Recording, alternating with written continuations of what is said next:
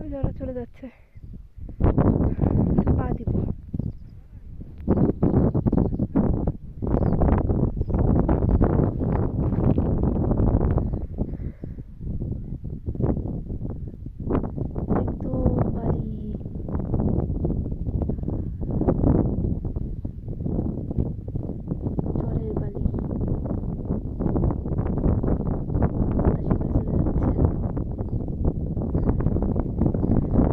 কল্পনা করি যে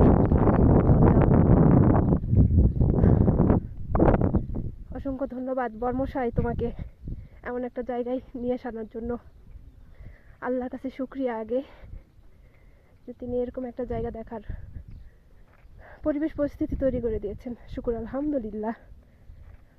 তো যাই, এবার ইফতারের সময় কাছাকাছি চলে আসছে।